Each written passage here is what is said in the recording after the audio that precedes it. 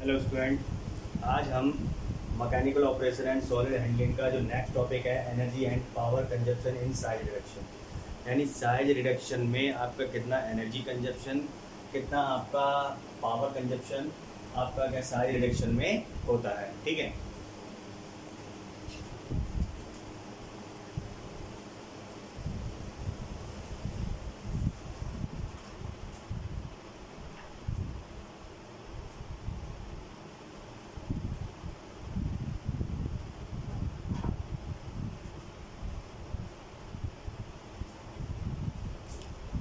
तो यहाँ से जो हमारा टॉपिक है इस टॉपिक में हम क्या करेंगे कि हम क्या करेंगे, एक साइज रिडक्शन इक्विपमेंट है। उस साइज रिडक्शन इक्विपमेंट में हमने क्या किया, सॉलिड पार्टिकल को भर दिया है। ठीक है, और इसमें हम क्या कर रहे हैं, कुछ एनर्जी इनपुट दे रहे हैं। साइज को रिड्यूस करने के लिए हमें जो रिडक्शन करने की मशीन है, इक्विपमेंट है, उसमें कुछ ना कुछ एनर्जी इनपुट देना पड़ेगा। उसकी वैल्यू क्या है, डब्ल्यू है। एनर्जी फीड होगा आपका क्या है, डब्ल्यू। अब साइज रिडक्शन वाली जो मशीन है, जो इक्विपमेंट है, वो क्या करेगा, कुछ ना कुछ एनर्जी को एब्जॉर्ब करेगा, जिससे हमने डब्ल्यू ए से रिप्रेजेंट किया है, एनर्जी एब्जॉर्ब। अब ये साइज रिडक्शन जो करेगा तो इसमें कुछ ना कुछ मैकेनिकल लॉसेस होंगे, कुछ ना कुछ क्या होंगे, मैकेनिकल क्या होंगे, लॉसेस होंगे। ठीक है, और जब आपका सॉलिड पार्टिकल जब आपका ब्रेक होगा तो उसमें साउंड और हीट क्या होगी, प्रोड्यूस होगी। ये साउंड और हीट प्रोड्यूस होगी और आपका जो पार्टिकल है, लार्ज पार्टिकल स्मॉल पार्टिकल में टूट जाएगा। ठीक है, यानी आपका जो सॉलिड पार्टिकल लार्ज है वो स्मॉल पीसेस में आपका क्या होगा, ब्रेक हो गया और न्यू सरफेसेस क्रिएट हो गया। तो मतलब कि जो हमारा मेन एम होता है किसी भी इक्विपमेंट का, साइज रिडक्शन इक्विपमेंट का, वो क्या होता है, न्यू सरफेस को क्रिएट करना। ठीक है, तो हमारा जो साइज रिडक्शन है, ठीक है, उस साइज रिडक्शन में एक इम्पॉर्टेंट पैरामीटर होता है क्रशिंग इफिशियंसी। क्रशिंग इफिशियंसी मतलब कि जो आपका क्रशर आप यूज़ कर रहे हैं वो कितना इफिशियंटली आपका वर्क कर रहा है। तो जो आपकी क्रशिंग इफिशियंसी है उसके कैलकुलेशन के थ्रू हम किसी भी जो साइज रिडक्शन इक्विपमेंट है उसको क्या कर सकते हैं, डिस्टिंग्विश कर सकते हैं, यानी उसको अलग अलग करके पहचान सकते हैं। यदि इसकी क्रशिंग इफिशियंसी इतनी है, इसकी इतनी है, तो हम उसको क्या कर सकते हैं, अलग अलग करके हम उसको देख सकते हैं कौन सा हमारे लिए बेनिफिशियल होगा। ठीक है, तो पहले आप इसको डायग्राम को बना लीजिए और ये हेडिंग आपकी नोट कर लीजिए।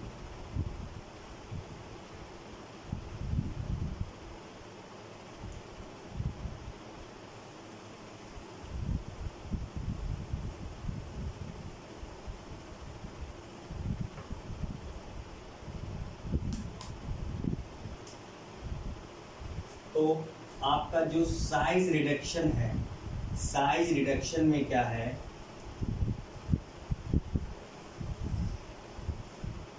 साइज रिडक्शन में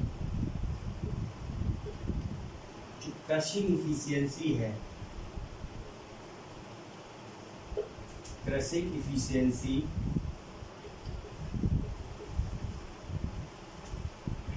एक मेन पैरामीटर होता है, एक मेन पैरामीटर होता है। ठीक है, आपको क्या होता है, एक मेन पैरामीटर होता है। ठीक है, तो यानी मतलब क्या है, crushing efficiency is the main parameter, ठीक है, या important parameter of size reduction equipment. ठीक है, साइज रिडक्शन इक्विपमेंट में जो क्रशिंग एफिशिएंसी होती है वो आपको क्या होता है, एक मेन पैरामीटर होता है। ठीक है, तो हम जानते हैं, हमें पता है कि जब हम किसी चीज़ का साइज रिडक्शन करते हैं तो हम क्या करते हैं, एनर्जी की वन फॉर्म को हम दूसरी एनर्जी की फॉर्म में उसको कन्वर्ट करते हैं।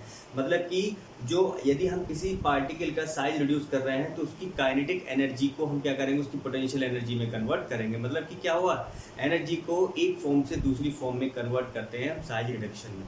ठीक है, तो हम जानते हैं, we know that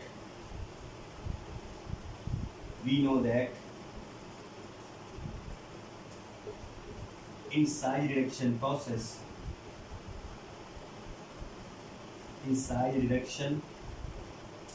process, we change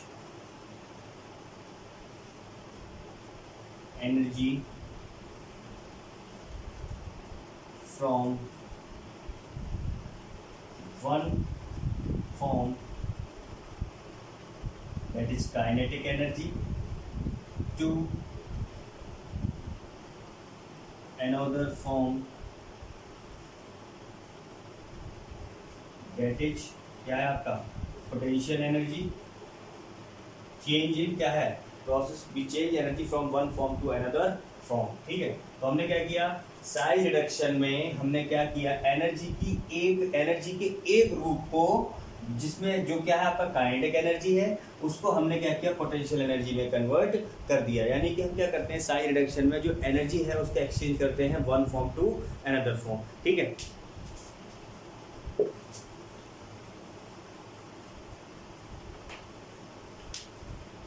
अब हम क्या करते हैं, ठीक है, तो इसमें जो एनर्जी होगी आपकी, वो आपका जो पोटेंशियल एनर्जी होगी वो आपको न्यू सरफेसेस क्रिएटेड में मिलेगी।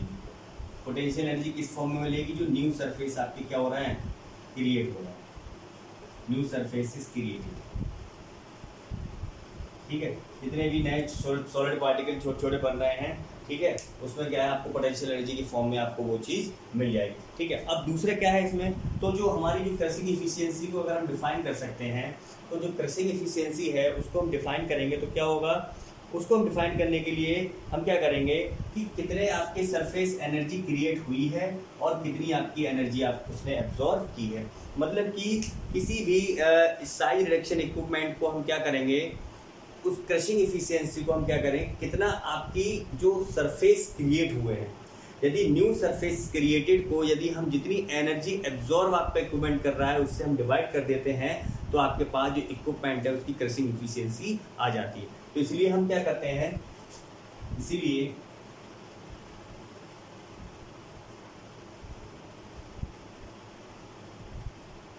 क्रशिंग इफिशियंसी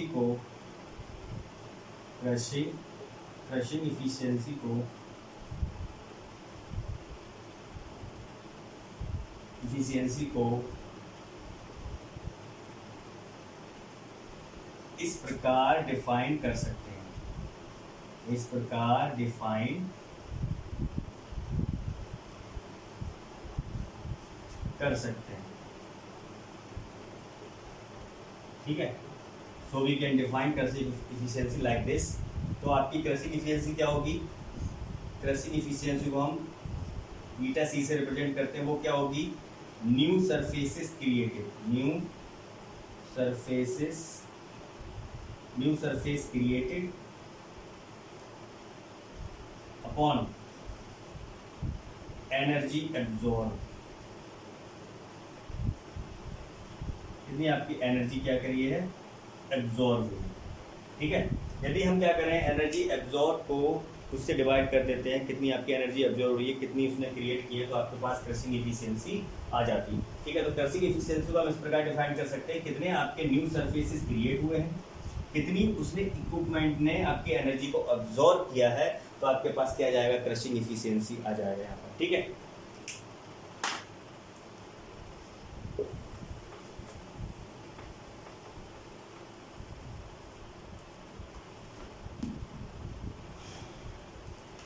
तो अब हमारे लिए क्या है, जब क्रशिंग इफिशियंसी को कैलकुलेट करेंगे तो हमें क्या क्या चीज़ की नीड होगी। तो क्रशिंग इफिशियंसी के कैलकुलेशन के लिए क्रशिंग इफिशियंसी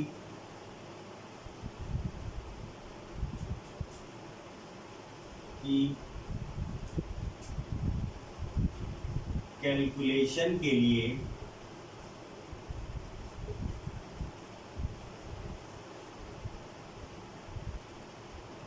हमें क्या क्या चीज़ की आवश्यकता है। उसमें पहला जो मतलब क्रशिंग इफिशियंसी कैलकुलेशन के लिए हमें फॉलोइंग जो पैरामीटर्स है उनको कैलकुलेट करना आवश्यक है। उसमें पहला पैरामीटर है total energy input, total energy input मतलब कितनी एनर्जी हमने इनपुट की है। ठीक है, दूसरा हमें क्या पता करना है, दूसरा हमें पता करना है कि आपकी एनर्जी कितनी लॉस हुई है। ठीक है, energy loss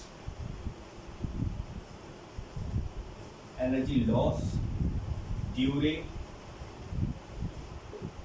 size reduction. Size reduction के दौरान कितनी एनर्जी का आपको क्या हुआ है, लॉस हुआ है।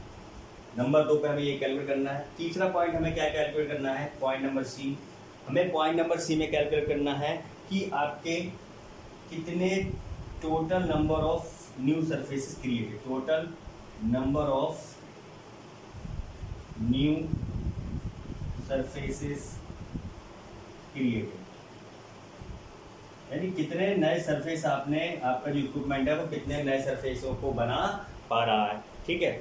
और आपका जो डी पॉइंट है वो आपका क्या बताएगा कि कितनी स्पेसिफिक एनर्जी आपकी खर्च हुई, कितनी स्पेसिफिक एनर्जी, ठीक है, कितनी आपकी स्पेसिफिक एनर्जी आपकी क्या है, sorry specific surface energy, specific surface energy आपकी कितनी है, ठीक है। तो आपको क्रशिंग इफिशियंसी को कैलकुलेट करने के लिए आपको इन 4 पैरामीटर के बारे में पता होना आवश्यक है।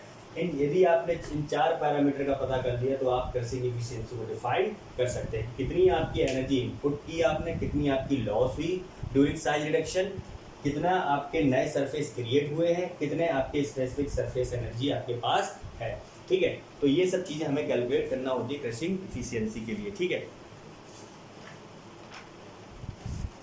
तो अब इसका डेरिवेशन करते हैं। तो आपसे डिफाइन किया था कि जो क्रशिंग इफिशियंसी है आपकी, क्रशिंग इफिशियंसी है वो क्या था आपका, ये आपका ईटा सी से रिप्रेजेंट था, ठीक है। ये किसके बराबर था, कितने आपके new surfaces created, new surface created, कितने आपके नए सरफेस बने हैं, एनर्जी एब्जॉर्ब, कितनी आपकी एनर्जी एब्जॉर्ब। ये जो था आपके पास क्रशिंग इफिशियंसी को जब हम डिफाइन कर रहे थे तो कितने आपके नए सरफेस क्रिएट हुए हैं और कितने आपकी टोटल एनर्जी आपके सॉलिड ने एब्जॉर्ब की है, ठीक है। यानी new surface created during size reduction और एनर्जी एब्जॉर्ब, ठीक है, बाय द सॉलिड, यानी सॉलिड के द्वारा कितनी एनर्जी को एब्जॉर्ब किया गया है या इक्विपमेंट के द्वारा कितने एनर्जी को एब्जॉर्ब किया गया और कितने आपके साइज रिडक्शन के दौरान कितने नए सरफेस आपके क्रिएट हुए हैं। तो ये क्वेश्चन नंबर आपकी होगी 1, क्वेश्चन नंबर होगी आपकी 1, ठीक है। अब आपको पता है कि जो WA है वो क्या है आपका, मैंने बताया था कि वो एनर्जी एब्जॉर्ब है ड्यूरिंग साइज रिडक्शन, ठीक है। मैंने आपको जब डायग्राम बताया था तो उसमें लिखा था जो WA था वो क्या था, energy absorb during size reduction. तो यहाँ पर इसको हम लिख देंगे total energy absorb, total energy absorb, total energy absorb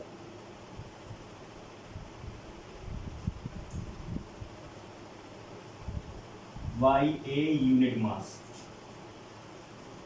ठीक है। यानी यूनिट मास के द्वारा ये इतनी एनर्जी को एब्जॉर्ब किया जाता है। और आपका जो ES है वो क्या है, न्यू सरफेस क्रिएटेड, ठीक है। तो क्या है, सरफेस, ये आपका क्या है, न्यू सरफेस क्रिएटेड, ठीक है। तो न्यू सरफेस क्रिएटेड या इसको हम बोल सकते हैं सरफेस एनर्जी, इसको हम बोल सकते हैं सरफेस एनर्जी, ठीक है। तो यानी क्या है, ये सरफेस एनर्जी, ES क्या है आपका, सरफेस एनर्जी, ठीक है। ये आपका क्या है, जूल पर केजी, ये आपका जूल पर मीटर स्क्वायर, ठीक है। ये आपके पास क्या है, यूनिट आ गई दोनों की। अब surface energy per unit area, अब हम क्या करना है, अब इस फॉर्मूले में इसको पुट कर देंगे, ठीक है। तो और इस फॉर्मूले से पुट करने से पहले हमें कुछ जो स्पेसिफिक सरफेसेस की वैल्यू है, यानी ASSP और ASSF, इसके बारे में डिफाइन करना है। ये क्या क्या चीज़ है, area of per unit mass, per unit mass का area of product and feed, product and feed particle.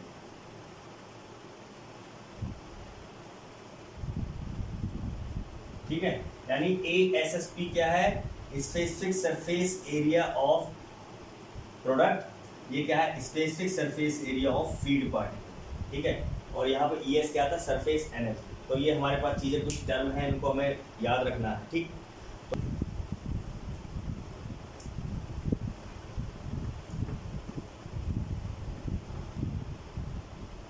तो हमने पता लगा ली, इतनी भी टर्म्स उनको डिस्कस कर लिया। तो अब हमें क्या करना है, देन अब क्रशिंग के दौरान कितनी सरफेस एनर्जी क्रिएट हुई, सरफेस एनर्जी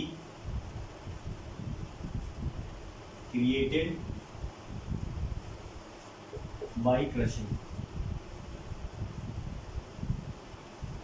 ठीक है, क्रशिंग से कितनी आपकी एनर्जी क्या है वो क्रिएट हुई है। तो वो कैसे पता करेंगे, कितनी आपके पास स्पेसिफिक सरफेस एनर्जी थी। यदि आपके पास कितनी स्पेसिफिक एनर्जी थी और आपके पास कितनी स्पेसिफिक एनर्जी थी और आपका जो एरिया है, यदि हम प्रोडक्ट के एरिया में से फीड का एरिया सब्ट्रैक्ट कर दें तो हमारे पास कितनी सरफेस एनर्जी क्रिएटेड क्रशिंग के दौरान है वो हमारे पास कैलकुलेट होके आ जाएगी।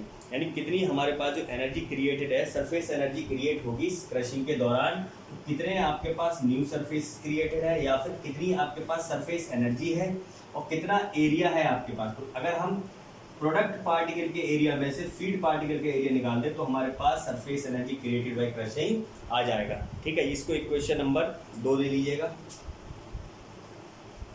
तो हम क्या करेंगे, आप जो 1 और 2 इक्वेशन है आपकी, 1 और 2 इक्वेशन से क्या है, ईटा सी आपके पास था, क्रशिंग इफिशियंसी किसके बराबर आ जाएगा, ES, यानी इतनी surface energy created by crushing, crushing से इतनी सरफेस एनर्जी क्रिएट हुई, कितनी हुई, ASSP माइनस ASSF, और कितनी एनर्जी एब्जॉर्ब हुई है आपकी, WA। ये क्वेश्चन नंबर कौन सी होगी आपकी, 3। ठीक है, यानी इतनी तो आपके पास सरफेस एनर्जी क्रिएट हुई है क्रशिंग के दौरान और इतना आपके पास एनर्जी एब्जॉर्ब हुई है, तो आपके पास क्रशिंग इफिशियंसी का रेशियो आ गया। ठीक है, अब हम देखते हैं, लेकिन हमें पता है कि जो एनर्जी आपका सॉलिड एब्जॉर्ब करेगा वो एनर्जी फीड से क्या होगी, कम होगी। ठीक है, तो इसको एक टर्म यहाँ लिखना पड़ेगा, यहाँ पे एक टर्म लिखना पड़ेगा, लेकिन वी नो दैट, लेकिन वी नो दैट, ये स्मॉल हमने शॉर्ट फॉर्म में लिख लिया है, WKT, वी नो दैट। ठीक है, तो जो एनर्जी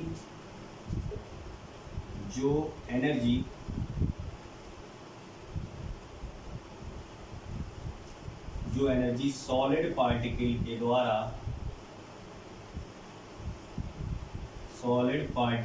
द्वारा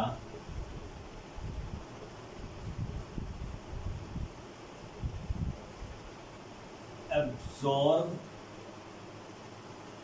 की जाएगी वह एनर्जी फीड से कम होगी, एनर्जी फीड से कम होगी। ठीक है, मतलब इसका मतलब ये हुआ कि जो एनर्जी आपका सॉलिड पार्टिकल एब्जॉर्ब कर रहा है वो आपकी जो आप एनर्जी फीड कर रहे हैं इक्विपमेंट को या सॉलिड को आप फीड कर रहे हैं उससे ये क्या होगी, कम होगी। ठीक है, ये हमेशा ये चीज़ देखिए, कोई किसी भी चीज़ की इफिशियंसी 100% नहीं होती। मान लो आपने उसको जितनी एनर्जी दी उतनी वो एब्जॉर्ब कर लेता तो उसकी इफिशियंसी 100% हो जाती, लेकिन क्या हुआ, इसमें कुछ ना कुछ चेंजेस हुए हैं, कुछ ना कुछ लॉसेस हुए हैं, कुछ ना कुछ उसको हमें देखना है यहाँ पर क्या क्या चीज़ें हुई हैं। ठीक है, तब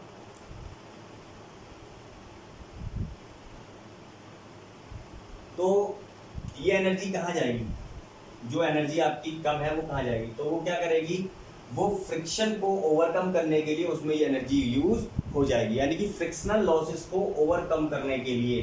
ठीक है, तो इसमें एक लाइन लिखेंगे हम,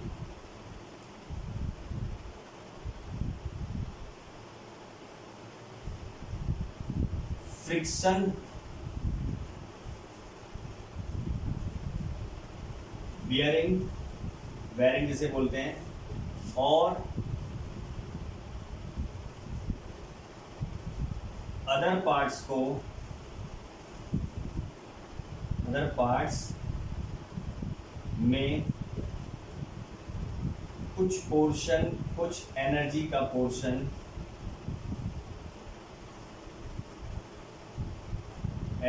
पोर्शन यूज हो जाता है,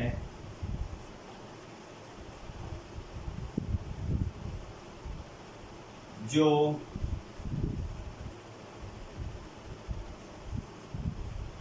मैकेनिकल इफिशिएंसी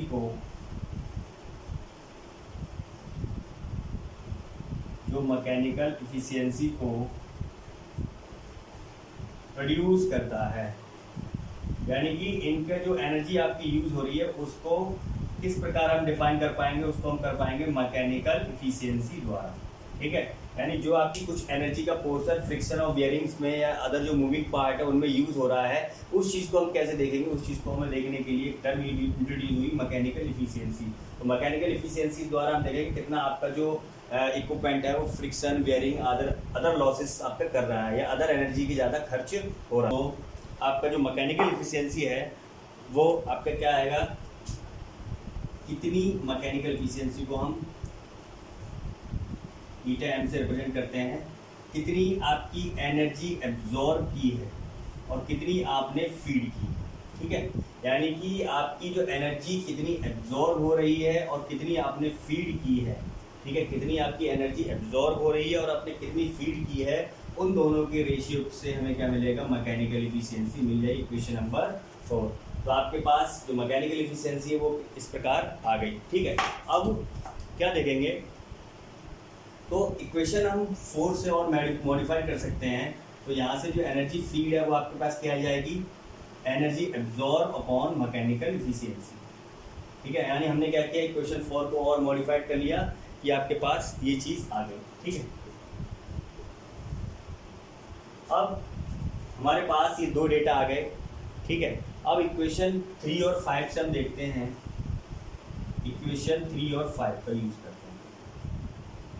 इक्वेशन 3 और 5 का, इक्वेशन 3 हमारे पास क्या थी, इक्वेशन 3 आपके पास क्या थी, ये crushing efficiency ASSP minus ASSF upon WA। ठीक है, आज जो इक्वेशन नंबर वो क्या बोलते हैं, इक्वेशन नंबर 3 हमारे पास इस प्रकार थी, तो उसको और मॉडिफाई कर दीजिए। तो WA यहाँ से क्या आ जाएगा, W आ जाएगा ASSP माइनस ASSF अपॉन ईटा C। ठीक है, तो हमारे पास जो इफिशियंसी है वो हमने WA के एब्जॉर्ब की टर्म ले ली। तो इक्वेशन 3 और 5 को हमने मॉडिफाई करके और WA की वैल्यू यहाँ पर रख देते हैं। तो अब क्या आता है, अब देखते हैं।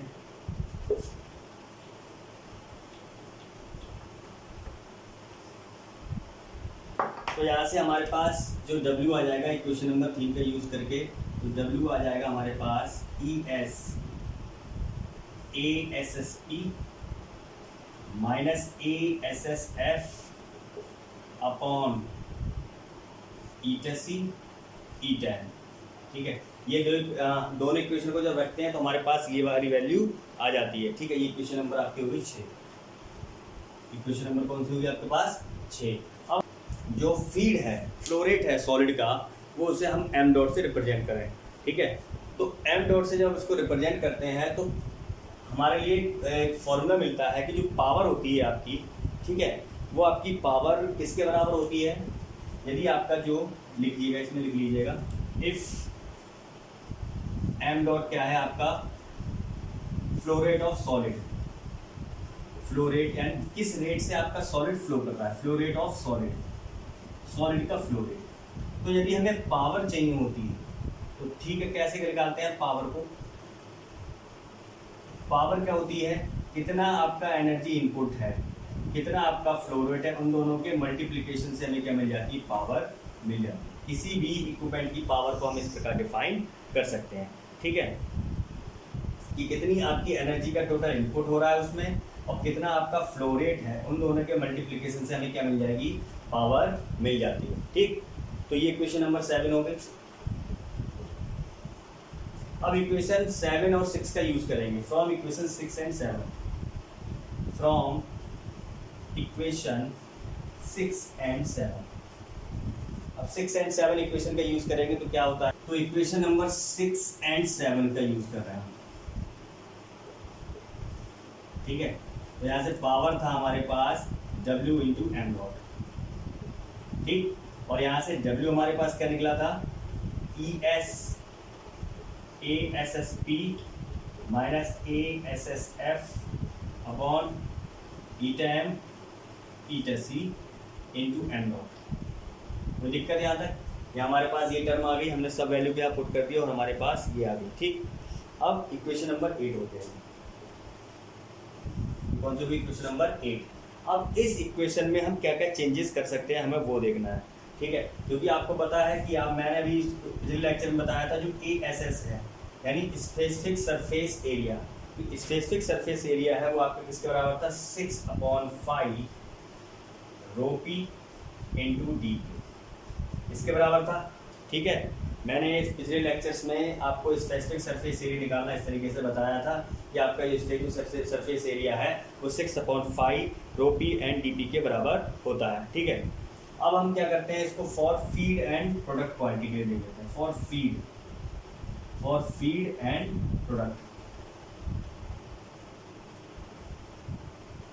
फॉर फीड एंड प्रोडक्ट के लिए देखते हैं। तो ASSF फीड के लिए बात करते हैं, 6/5F rho density of feed particle, diameter of feed, ठीक है। अब ऐसे ही हम AS प्रोडक्ट पार्टिकल के लिए देख लेते हैं, क्या जाएगा, 6/5P sphericity of product particle, density of product particle into diameter of product particle, ठीक है। तो हमने क्या किया, स्पेसिफिक सरफेस एरिया को हमने क्या किया, स्पेसिफिक सरफेस एरिया को हमने फीड और प्रोडक्ट पार्टिकल में रख लिया, ठीक है। तो मतलब ये जो वैल्यूज हैं अब हम क्या करेंगे, इसमें क्या कर देंगे, पुट कर देंगे, ठीक है। इन्हें इक्वेशन नंबर 9 दे सकते हैं हम, इन दोनों को मिला के ये इक्वेशन आपकी कौन सी होगी, इक्वेशन नंबर 9। अब देखते हैं हम D ऑफ PP को हम लिख सकते हैं DVSP और D इसको लिख देंगे हम DVSF, यानी mean diameter of feed particle और प्रोडक्ट पार्टिकल, ठीक है। ये फीड और ये क्या है आपका मीन डायमीटर,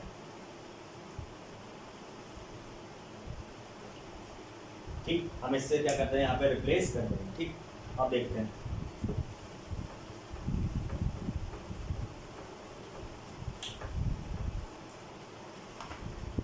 अब यदि आपका कोई पार्टिकल है, मान लीजिए हम होमोजीनियस पार्टिकल की बात कर रहे हैं, फॉर होमोजीनियस पार्टिकल, ठीक है, मतलब बिल्कुल होमोजीनियस है, एक जैसा है, फॉर होमोजीनियस पार्टिकल। तो होमोजीनियस पार्टिकल है तो उस केस में आपकी जो डेंसिटी है वो क्या होगी, आपकी जो डेंसिटी हो जाएगी वो क्या हो जाएगी, सेम हो जाएगी, ठीक है। तो हम यहाँ डेंसिटी की बात करेंगे तो होमोजीनियस पार्टिकल के लिए वो डेंसिटी जो हो जाएगी वो क्या हो जाएगी, आपकी सेम हो जाएगी, यानी डेंसिटी ऑफ फीड और डेंसिटी ऑफ प्रोडक्ट, ठीक है, वो क्या हो जाएगी, डेंसिटी ऑफ पार्टिकल से हम उसको रिप्लेस कर देंगे, ठीक है। तो मतलब रो F और PP लिखने की हमें आवश्यकता नहीं, हम डायरेक्ट रो P लिख देंगे पार्टिकल के लिए, ठीक है। अब हम इसमें जब इसकी वैल्यू रखते हैं तो हमारे पास आ जाएगा P इज इक्वल टू, जो हमारे पास पावर इक्वेशन थी लास्ट वाली, उस पावर में हम उस पावर इक्वेशन में हम क्या करेंगे, ASP और ASFF की वैल्यू रख देंगे और होमोजीनिटी की इक्वेशन रख देंगे ये वाली। तो इस केस में पावर कंजप्शन कितना होगा वो हम देख लेते हैं, ठीक है। देखते हैं पावर कंजप्शन कितना होगा, 6 ई एस एम डॉट, ठीक है, हमने क्या किया प्रीवियस इक्वेशन में उसको रख दिया है, ठीक है, upon eta C crushing efficiency, mechanical efficiency, crushing efficiency, mechanical efficiency, और आपका क्या आ जाएगा डेंसिटी ऑफ पार्टिकल, और आपका 1 अपॉन, ये सब चीज़ हमने कॉमन ले लिया क्योंकि सब में एक जैसी हैं, phi of P D V S P minus 1 upon phi of feed D V S F. इससे हमने जब वैल्यू रखी तो हमारे पास ये इक्वेशन बन जाती है यहाँ पर, ठीक है। तो इस इक्वेशन में हमारे लिए क्या है, जो वैल्यूज़ हैं उसको हम क्या कर लेंगे, रिप्लेस कर देते हैं, ठीक है। रिलेशन मिल जाता है वो आपका पावर कंजप्शन का ये रिलेशन मिल जाता है। इस रिलेशन के रिगार्डिंग आपके बहुत सारे न्यूमेरिकल आएंगे mechanical operation in solid handling में, इसमें बहुत सारे न्यूमेरिकल्स आपके आएंगे। तो इस डेरिवेशन में यदि किसी को समस्या है तो हमें नीचे कमेंट सेक्शन में लिखकर बता सकता है, हम उसका डाउट वहीं क्लियर कर देंगे। आज के लिए इतना काफ़ी है। Thank you class.